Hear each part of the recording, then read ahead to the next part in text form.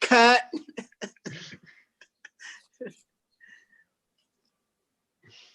Woo. Awesome. All right. Well, I am told that we are live now. Thanks. So yeah, let's try this again, shall we? Hi, everyone. Thank you so much for joining us for this panel today. Really appreciate it. My name's Kai. I am non-binary trans identifying individual. I live in Denver. I'm an entrepreneur and a digital marketing consultant. I work for Fireside at 5. I started working with them. We started this company during quarantine to just bring people together and find a way to, really make connections while we're all quarantined. So, yeah. Definitely this conversation is a big one. It's something that's really important to the queer community, to everything going on right now. And so, yeah, with that said, I think it's just important to recognize that the Pride movement, that started 51 years ago, the Stonewall riots, they were fighting for against police brutality, and, they were fought by our trans women of color and activists in the community. And, it's just kind of insane that after all this time, they're increasingly at risk. And so, right now more than ever, it's so important to, really be mindful of intersectionality. So with that said, I'm going to leave it to you guys. If you could just introduce yourselves, say your pronouns, what you do, and why you're here. And then I will let Syah take the rest. Awesome. Thank you so much, Kai. Thank you for inviting us all here. Thank you so much for using your platform in order to kind of uplift voices and to really highlight what's going on in our community, and to maybe hear from some perspectives that folks may not be aware of or have thought about before. So super glad to be here. So my name is Syah. I will be the facilitator of this panel today. Oops, did we lose Starr? Oh no, Starr's right there. Okay, cool, awesome. Sorry, I got nervous. But yeah, so I will be the facilitator for today. My pronouns are truly whatever you're feeling in the moment. Can't be wrong. He, she, or they. Do what you do. I am the manager of Rainbow Alley at the Center on Colfax, the LGBTQ community center in Colorado, located in Denver. And Rainbow Alley is our youth program. So, be hanging with the teens, making sure they got a safe place to be. And yeah, but enough about me. I am going to pass it on to our panelists. Let's go Starr and then Meryl. Okay, hello. My name is Starr Graham. I have my name changed to Alicia Starr Graham. So, and I was married, so now I'm a Shomer. So I work with the Takes a Village, and I'm the opinion leader, supervisor, and the programs manager for Transaction. And I'm also the manager for Sisters in Spirit, which is a group of women, African-American women, who come together, people of color, to spread the word about, taking care of ourselves and owning what we're going through, so we can help others and empower others instead of tearing each other down.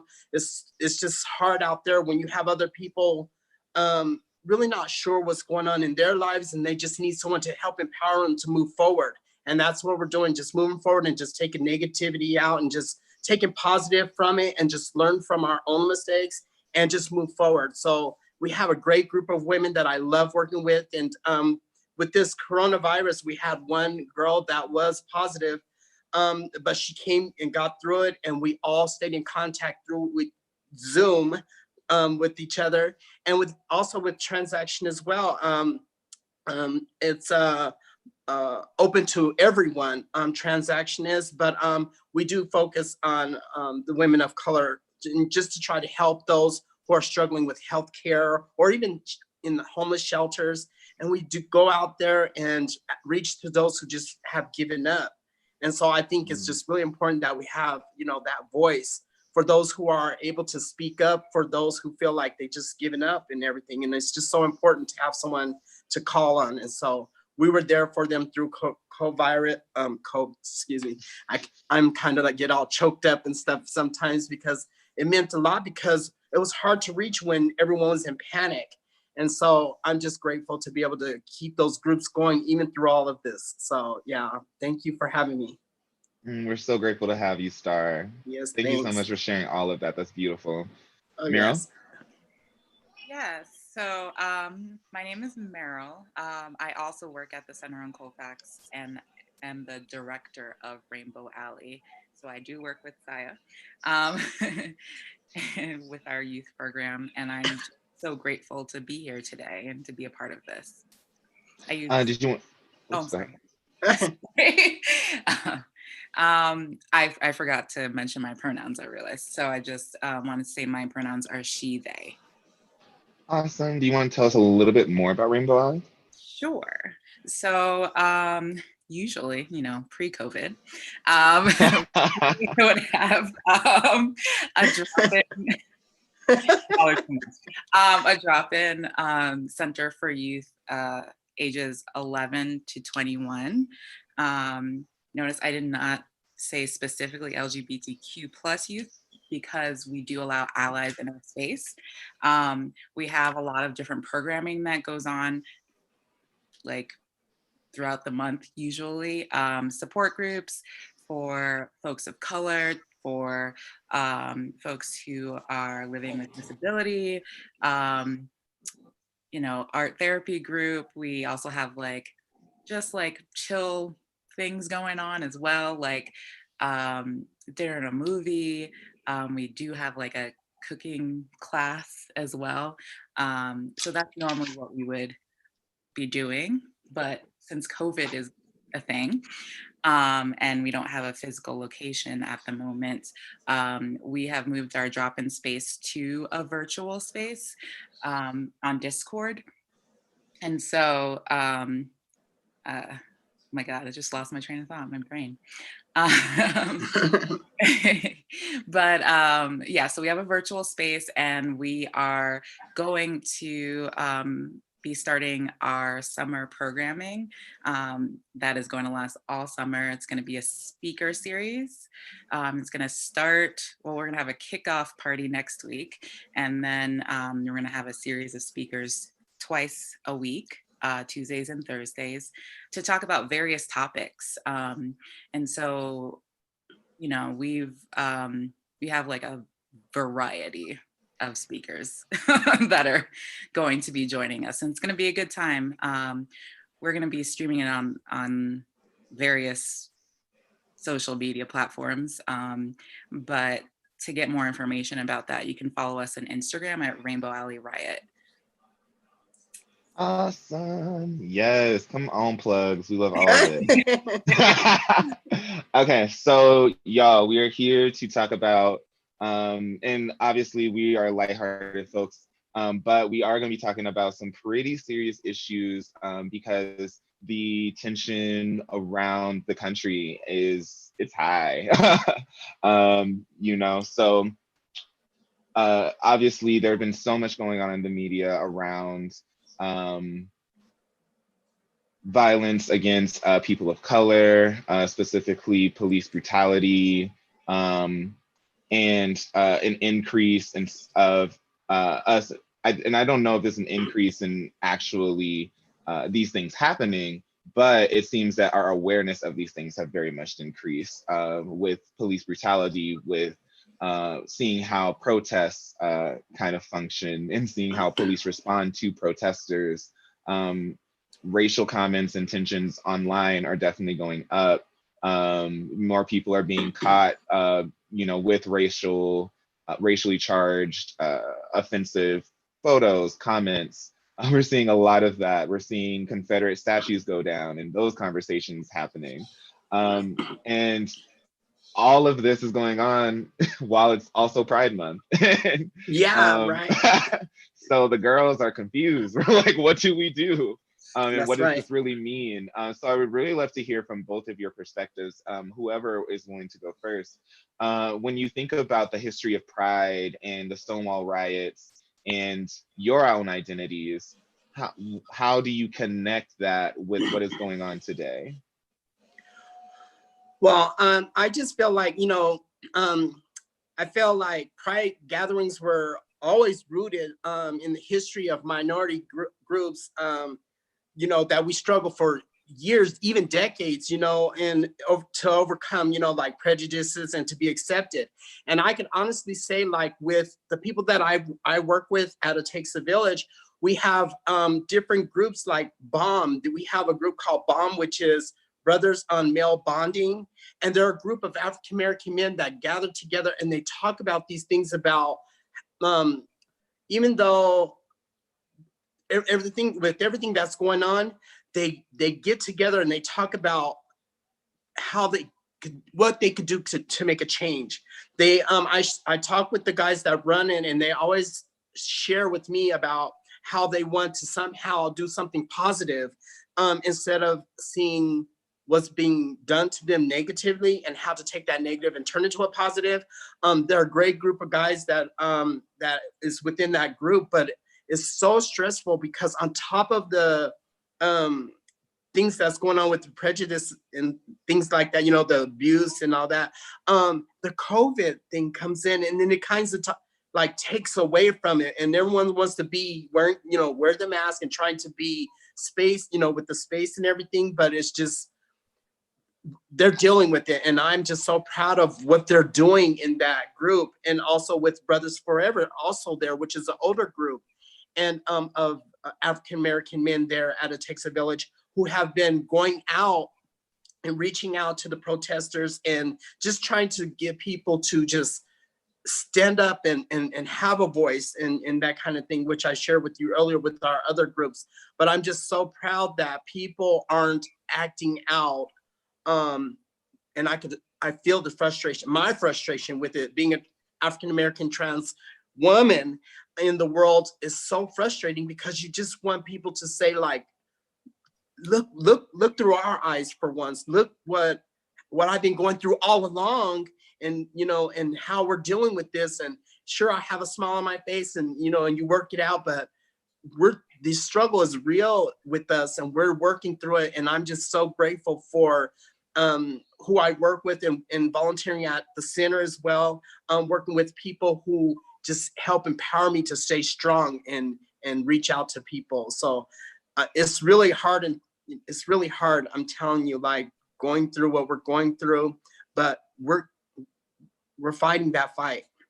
We're not giving up. We're just not. Yeah. And to sort of like my perspective on all of that is going on is, I feel like all of these different things between COVID and the continued police violence and pride happening all at once, I feel like I feel like it's kind of, it's almost like a, God, no, I don't want to say that. Actually, I'm not going to say that. But it's made a lot of people connect to the origins of pride a bit better, because I think over time we have forgotten, like, and I say we, but like, I feel like a lot of us have forgotten about the origins of pride and about, how it started, and the intersectionality that, like, all of these identities sort of pile in on each other, Right. and how they connect. And I feel like with everything that's going on, it has forced people to recognize some of that, and connect back to the past in that manner. That's right. Which is great, because I feel like disconnect has not been helpful for the community at all. At all. I agree with you. Yeah. And it's Did you want to say sad. more, Starr? It makes you feel sad, because, like, what can we do? Like, I mean, you feel like you're doing what you can do, and you just have to keep just having that voice, and that's all I feel like I can do, is just keep speaking up, and that's what we're doing. But I agree with you totally. Oh my goodness, it's really rough. But, Yeah, absolutely, right. They were the Stonewall riots, right? yeah. It was a riot. It was not a Mhm. peaceful demonstration. It wasn't this, kumbaya. It was trans women. I think Marsha P. Johnson threw the first brick. Marsha P. So it's I think a lot of people are trying to reconcile with that, Right. how do I, as someone who wants to promote peace, who wants to promote whatever, but historically, really it's the riots, the protests, the That's right. outrage that really sparks the change and really gets the ball rolling. And we can Right. even see that kind of in our news today. We see people being arrested. We see the Confederate statue starting to come down. We see people really being more intentional about how they do business. And we're going to get into intersectionality and business and all of that. But a question I definitely wanted to make sure we hit on, and I'm really interested in, is what changes do y'all see, whether within the Pride movement or in the Black Lives Matter movement, do you think people can do to be more inclusive of intersecting identities? And we're going to talk more in depth about intersectionality and what that looks like. But in general, when you say we're disconnected, what does that disconnect look like? I mean, specifically the disconnect with Pride and the Black community is that, I mean, if you look at a lot of prides all over the country, for the most part, they look pretty white. Like even if you just like do a Google image search, a lot of times you'll just see white, cis appearing, I will say, folk with a whole bunch of rainbows. Right. And that's it. It feels like, us folk, who are part of that community, but are also Black identified, that like, we don't see ourselves in that. Right. We don't know where we fit. And, we often feel like we have to choose, like, am I gonna be queer today or am I gonna be Black today? Like, what is, and it's, so visually there's that disconnect and lack of representation, but also there's that like internal feeling as well, at least with me. I'm only gonna speak for myself. So I would hope that there would be more representation, more acknowledgement, more connection between the communities, so it doesn't feel like we have to choose. Right. I agree with that. And one thing that I could honestly say, like, the thing I like about where I work with It Takes a Village and our staff, our board reflects the population that we serve. So we are them and they are us. Like on our staff, we have range from everyone from transgender people to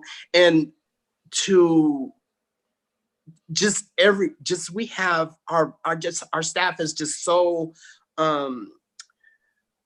diverse. And to see that and get out into our community where we see more of our face, like more of us, like when I go to homeless shelters and I reach out to people, they feel comfortable talking to me because I feel like I was there. We are, and we reach out and we talk to each other and they don't feel uncomfortable speaking with me or sharing with me because I'm their face, that I go there and I hang out and I talk to people and trying to come up with good goals and stuff. So we need that in our community. We need people to know that, like, I'm you, you know what I mean? I'm you. And I understand the frustrations. And so it's just important that even in our workspace that we have that, but also in the community, and people with, I feel we'll bond so much better when we have that unity, and not feeling that one's better than the other.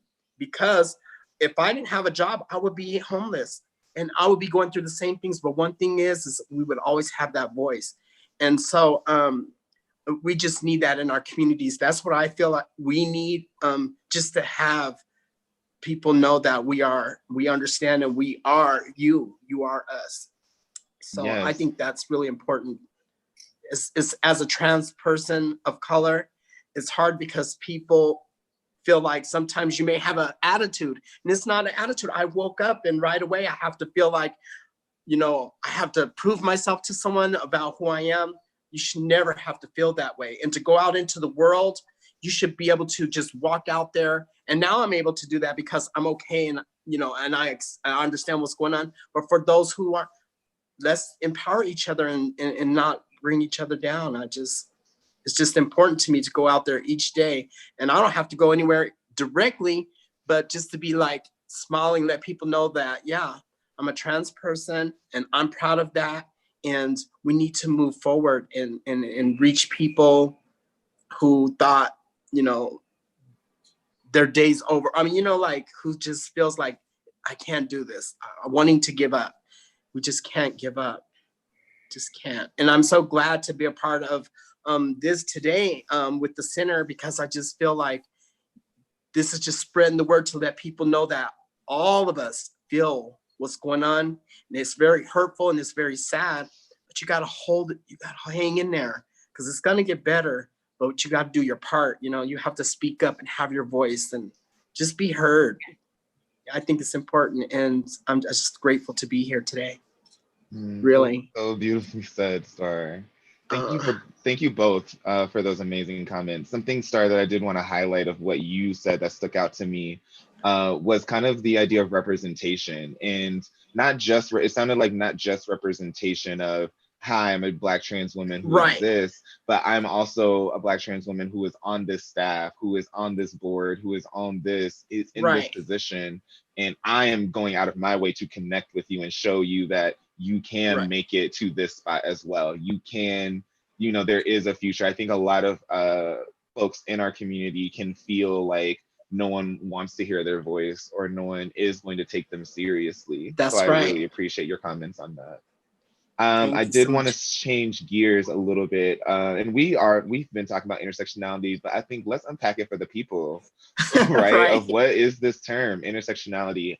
I am going to share a quote from Kimberly Crenshaw, who is really, I view, and I think a lot of people view, as the person who coined the term intersectionality, where we really get this understanding from. And I think it's very important to acknowledge that intersectionality was coined by a cis Black woman, right? And that intersectionality piece is super important.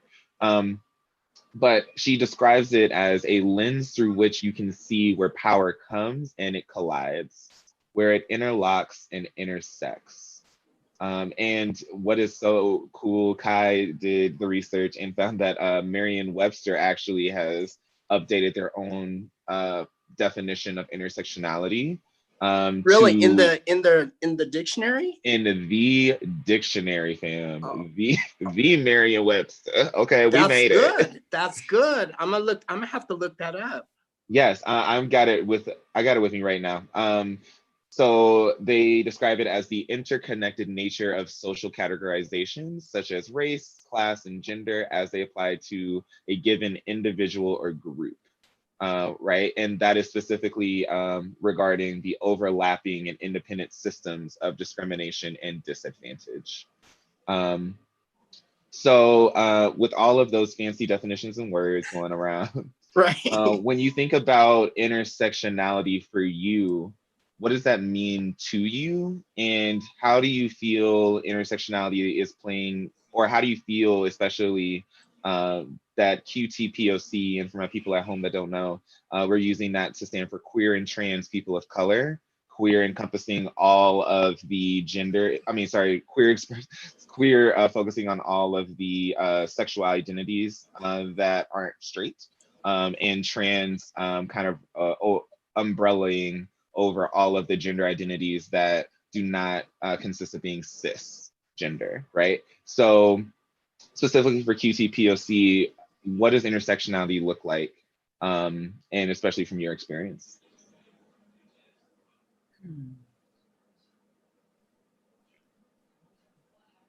And do not feel rushed. Please take your time.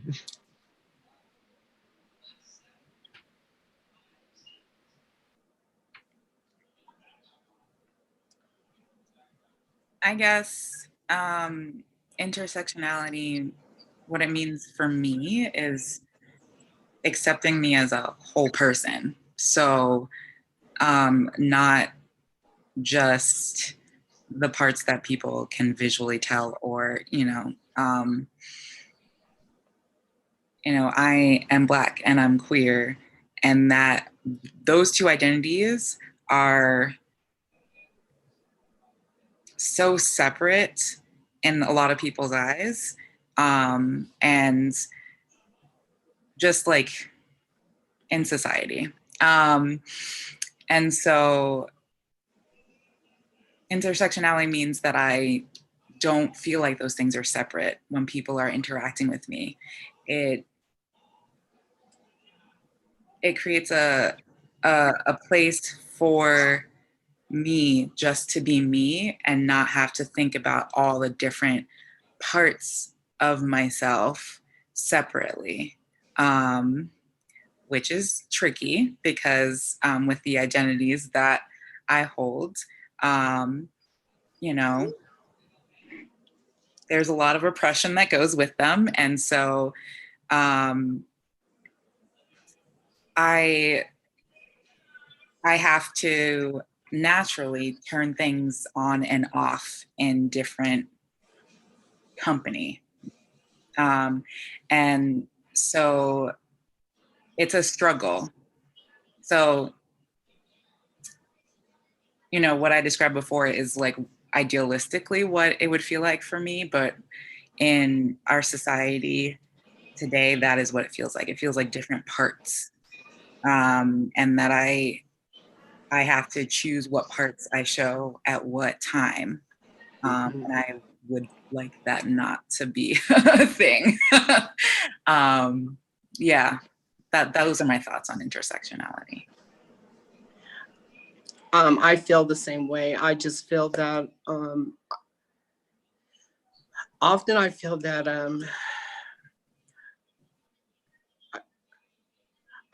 I don't know, it's just, it becomes like you feel like you have to be a certain way with, like, you don't want to come off too aggressive and be like, okay, this is how I am, this is how I'm gonna be, or this is what, with the crowd that you're with.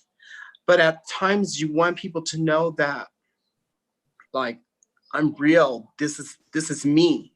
And you try to give you without consciously thinking, I have to act a certain way because I'm in this group of people, or I'm with this group of people, or, and you try to act a certain way to respect everybody. But at the same time, you want to be respected. I want to be respected because I eat, sleep, drink this. And so to go out in the world, is very important for people to know that I have that struggle every day. But when when I'm in front of whoever I'm in front of, I always give respect. And I always make sure people know that I'm proud, period. Proud. Trans, Black, whatever, I'm proud. And so with that being said, it's hard because you want everybody to, you want to respect everybody and everyone's opinion, but at the same time, you want to stand up and say, this is what it is. This is who I am, and this is who I'm always going to be.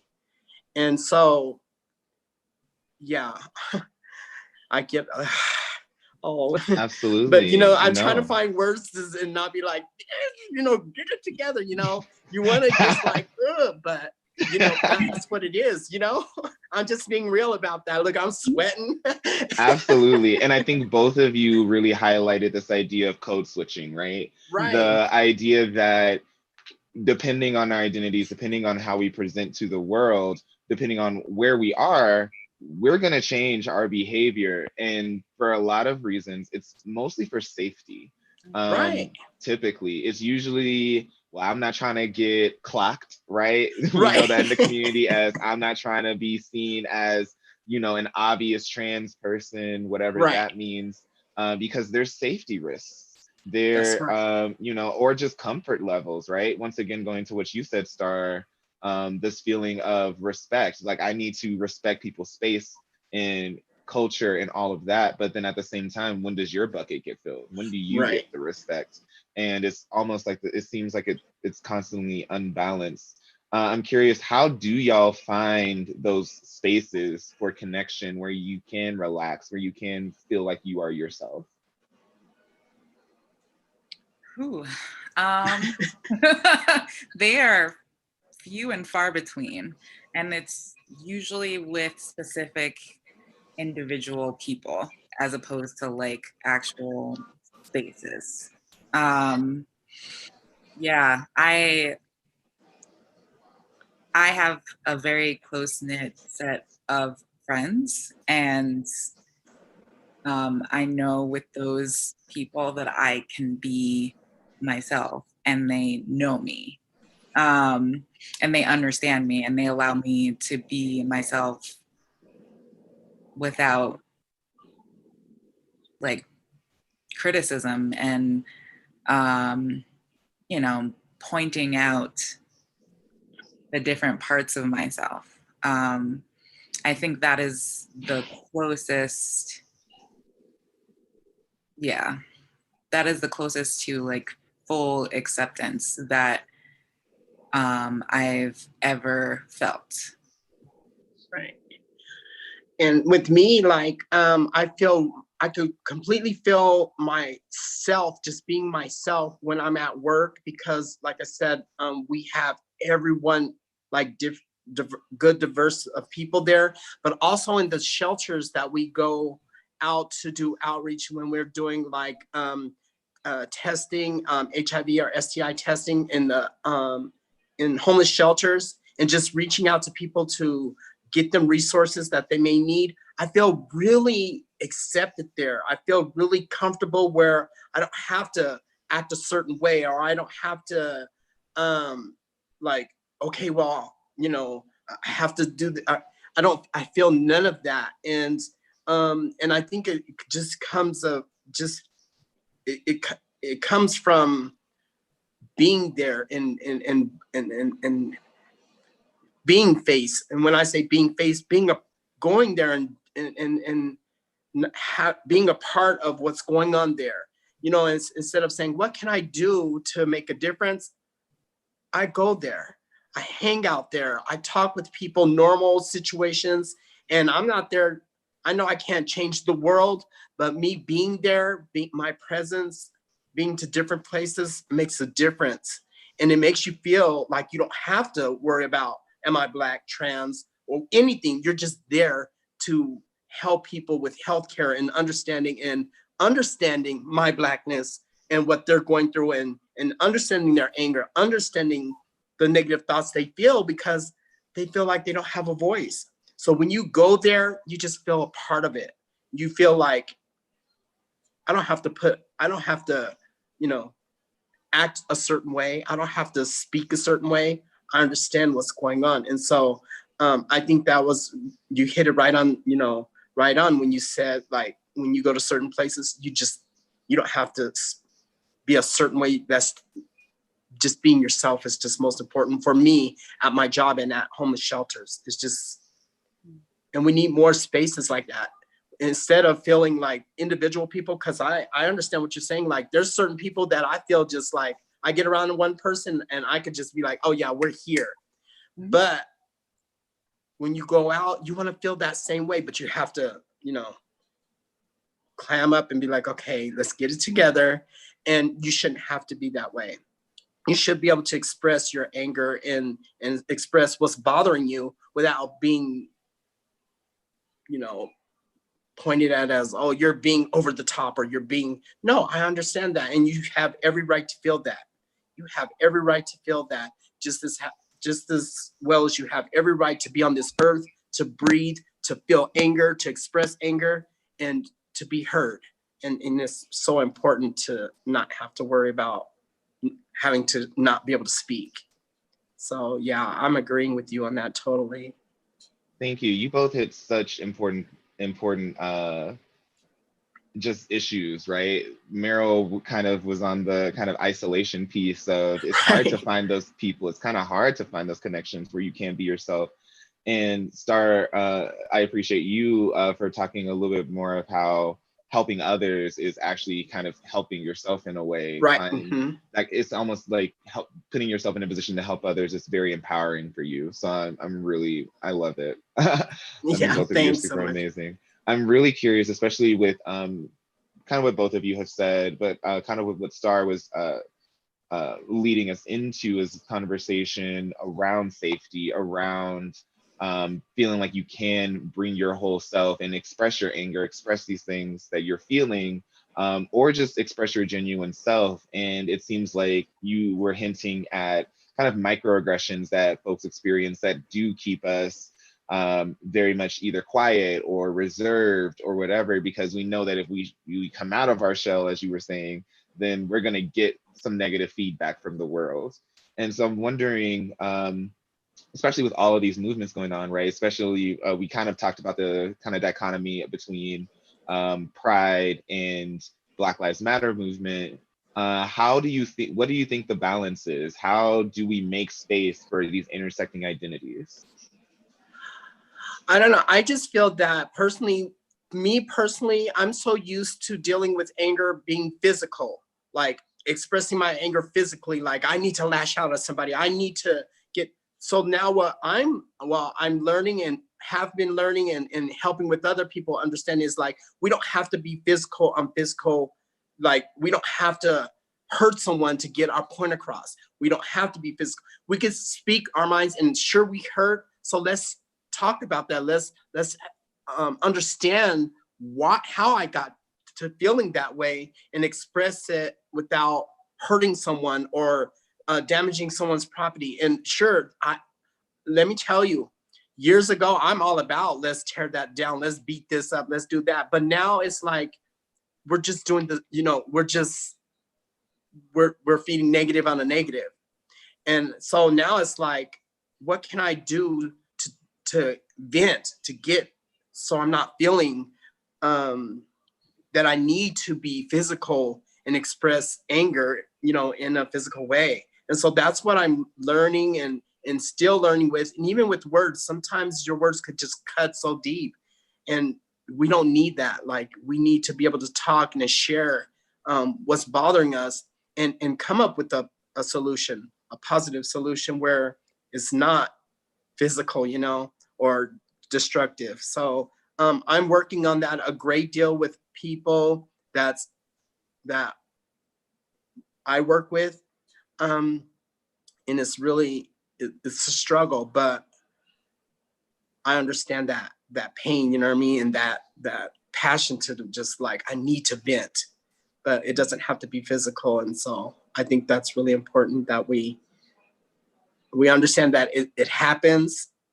And I understand that that's what's gonna happen sometimes, but we need to do what we did, like the protest. Sure, it got a little, I went out there and just to be a part of it and to make sure that I feel of what's going on, and I could feel the anger and I could feel the pain of people just want to be heard to make a difference. And that feeling of being out there, I never felt the chills of people wanting to make a difference, of the state to say, look, all these people, they weren't just out. Oh my goodness. You just don't understand my passion about what I felt there. It was just unreal. And with everyone coming together, they're making a difference. And it's sad that we had to lose someone on media to see that, to get people to the state, to say, or even the country for that matter, because it's all over. They're like, make changes. Oh, now they're making laws like you can't do the chokehold, you can't This is what we've been trying to do all along. And it took for someone to lose their life on social media for everyone to come together, and still, you know, and still we're not there, but that's the change. That's my Marsha Pete moment. That's my, you know what I mean? That's my, what's her name? Sylvia moment. So to see everyone stand up and not necessarily tear things up or fight at each other or anything, but to stand up and say, no more, I can't breathe. I can't. To stand up, that was so powerful. And I'm glad to be a part of that, you know. But yeah, sorry. No worries. I get Thank you for all of that, Starr. Thank you so much for being vulnerable with us. We appreciate it. Meryl, switching to you, what does intersectionality look like in being inclusive with the Black Lives Matter movement and Pride? What does that look like? Ooh, I know I asked the big question. Yeah, no, you're right. What well, I first want to touch on something that Starr mentioned in terms of like someone, like there being a video on social media to create us uproar. I feel like, I mean, there have been videos and just countless videos in the past, and I think it really took this pandemic for people to come together, and that's kind of messed up, but yeah, I just wanted to say that. Yeah. In terms of Pride and Black Lives Matter, I think this is an opportunity for communities to merge. It is an opportunity to create a bigger support network. And, you know, just connect with other people and have a strong vision of, we're not going to take any of this anymore. So it is an opportunity to collaborate and to work together, because, you know, there's strength in numbers. And the more of us that align with each other, the stronger that message would be. So I think this is a good time for that to happen. And it's been a long time coming.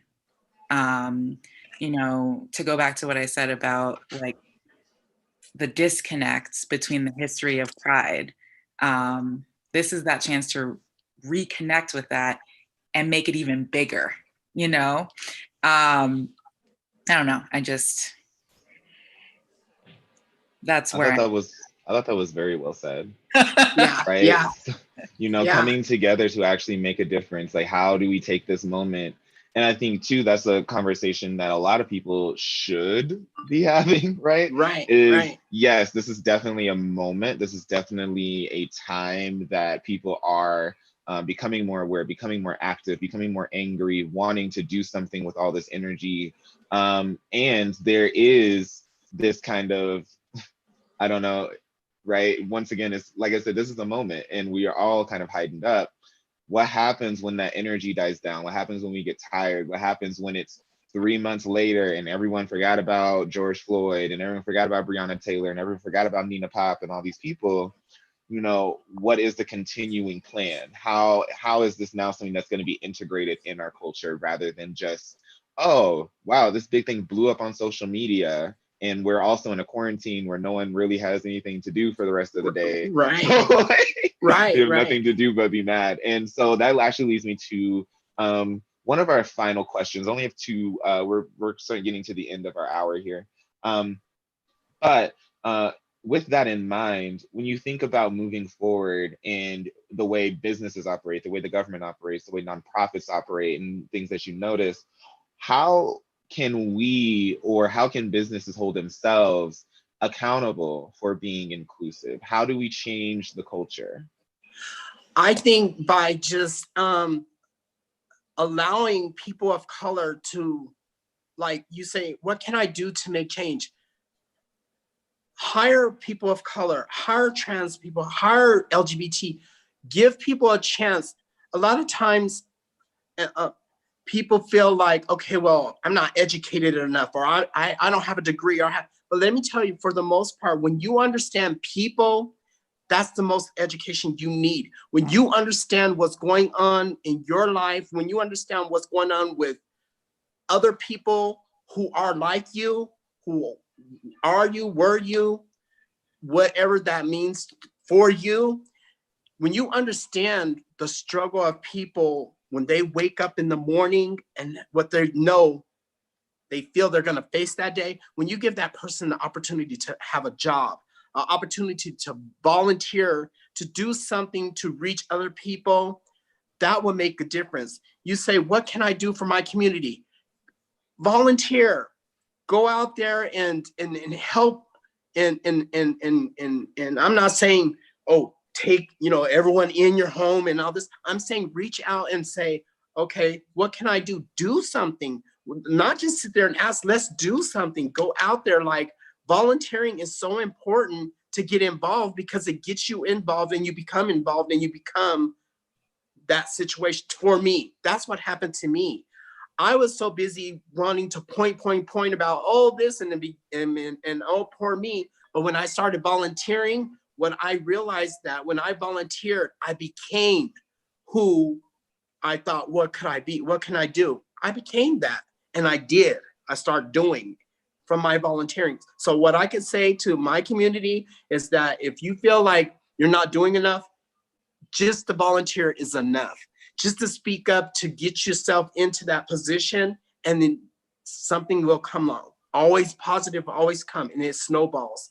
And when you give your time, your voice, it snowballs, and it becomes you, and you become that, and then your positivity just comes out. And that's what happened to me. So I just want to say that it's real when you do that, when you give your time and you want to make a difference. When you start with yourself, you can make a difference, and you will make a difference, because that's what happened to me, literally. For real. So I don't know. What I would add to that, because I think that was very well said, is that listen to people of color. Right. Just, yeah, like, it's as simple as that.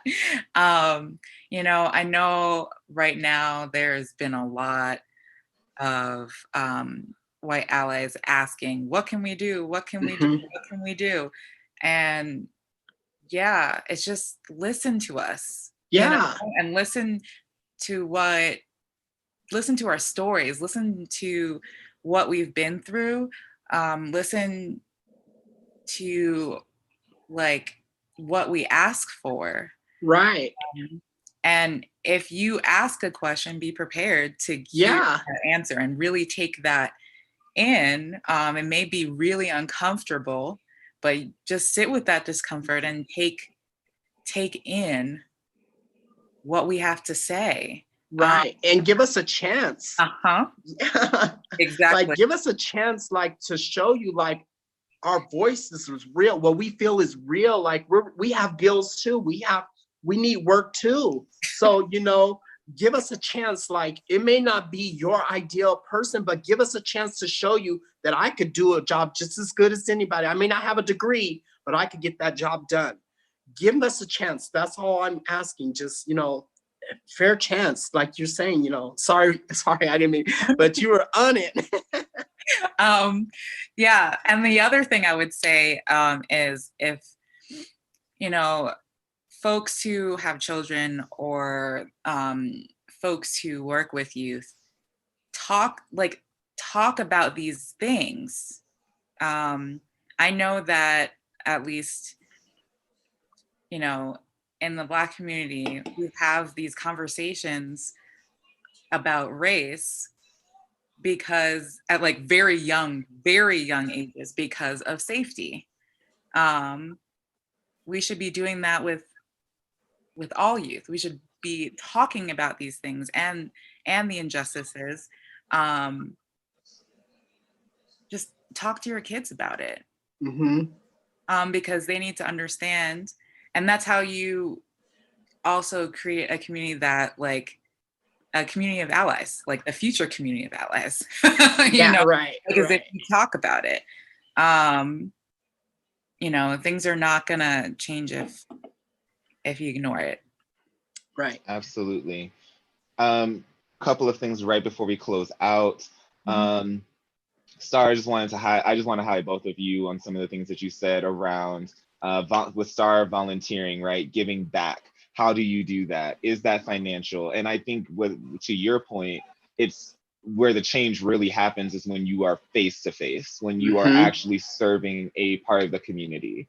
And so, you know, if you're wanting to be an ally, what does it look like to put yourself in an uncomfortable situation with people that maybe you wouldn't interact with normally, and how do you cope with that? Because guess what, QTPOC are constantly interacting with people that do not That's look like right. them. That's right. And are constantly in uncomfortable situations. And Meryl, to your point, my internet was acting funny, so I missed a little bit.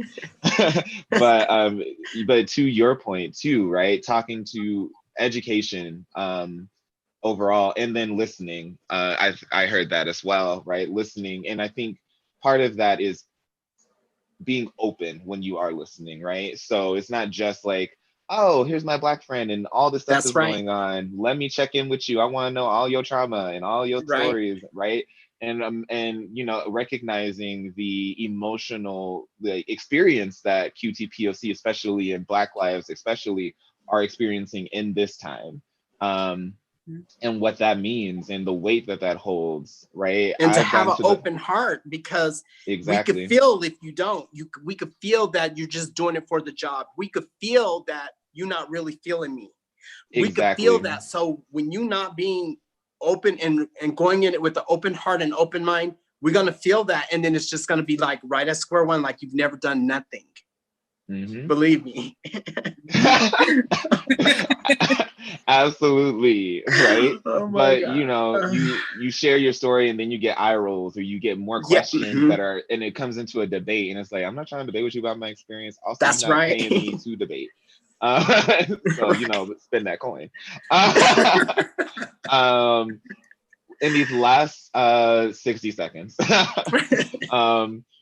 can you each do you have anything that you haven't shared or said that you want to share or say?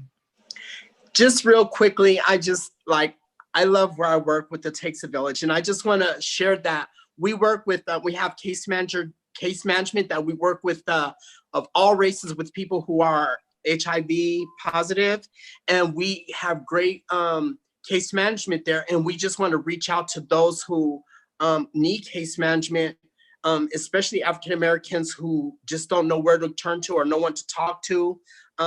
Even in relationships, sometimes you just don't know how to deal. Someone may be HIV positive and one may not be, and we know we need to learn how to have relationship with people without these stigmas, with people who feel like HIV is like, oh no, we need to break that stigma and let everybody know that love is love, and it's important that we just be there for each other. So that I just want to say that. Meryl, any final thoughts? Yeah, I feel like it is something that we didn't really talk about was like self-care. Right. And I just want people to give themselves permission to take care of themselves. And I'm not just talking about QTPOC. I'm also talking about our allies who are out there doing things, and there's been like a narrative of guilt around I'm not doing enough. Right. And like burning yourselves out and things like that. And I want to say just like this is really messed up time Right. all around. And so just give yourself the space and the time to take care of yourself. You don't have to do everything. In just, you know, sometimes you just need to be. So that permission. Yep. Thank you both so much. I'm passing it on to Kai. Right on. Thank you. Guys, thank you for everything you've shared. This has been just incredible to get to sit here and, listen to all of you who, most of you I just met. So thank you again for being here. And I guess kind of just to bring it home, just to close it out, racism is a queer issue, and it's definitely us white LGBTQ people who we have a responsibility to educate and ourselves and understand the effects of, anti-Blackness and other forms of racism in the community. I think also too, it's important to highlight the Pulse Orlando massacre, and over 90% of the victims were queer, Black, and queer people of color. Afro Latinx victims. So I think that, and also, just kind of highlighting, the feminist movements and the queer movements, they have failed some of us, and therefore they failed all of us, because, equal rights, it's not a pie. It doesn't mean less rights for you. It means, equal rights. And I think that, what those movements were missing were, these intersecting identities, and the fact that, we all share commonalities. And so therefore, Black Lives Matter movement, it is the responsibility of the queer community to step in and step up. And and then lastly, Tony McCade, he was the 12th reported trans person murdered in 2020. And before that, I believe it was 48 hours ago, Dominique Fells and Rhea Milton were murdered as well. And, this is an epidemic that that disproportionately affects, our trans people of color. And that's, I don't know. Yeah, that's why we're here right now. That's why we're all taking time out of our Saturday to talk about this, because it is an epidemic and it's something that needs to change. And I think right now, with everything, with COVID, with, just everything coming together at once, I think right now it's so pertinent that we, make change for everyone, and allow access to resources and education and opportunities for everyone. And until we have that, we don't have equality. So That's right. That's right. yeah. And so with that said, this series, this chat specifically is called It Takes a Village, which just happened to be, the name Starr of your You're right. report. But I love it. yeah, so the purpose of this kind of campaign is it takes a village. It takes all of us coming together to work together. It's not just working within the queer community to make this stuff happen. It's working with communities outside of our community. It's working with our allies, and, and also holding our allies accountable, being like, hey, you know what, like, this is my need. This is what, just holding people accountable and being transparent. So the rest of this Pride series, there are 4 chats centered around community, inclusivity and diversity, equality and equity, and action. So tune in and, definitely watch and, send us a message, reach out. We're looking to collaborate with as many people as possible, just to really unite online, virtually, unite all of our combined effort to make change happen. So with that said, thank you so much to everyone for coming. And we will definitely be continuing the conversation. And I hope to see you guys at the next chat. It's going to be this coming Thursday. I believe it's July something. The 13th, it's something. It's this Thursday. It's at 5 p.m. The 18th. The 18th. Thank you very much. All right. Well, take care, guys. Have a good day. And talk to you all soon. Thank you so much. Have a good one. You too. Bye. Bye.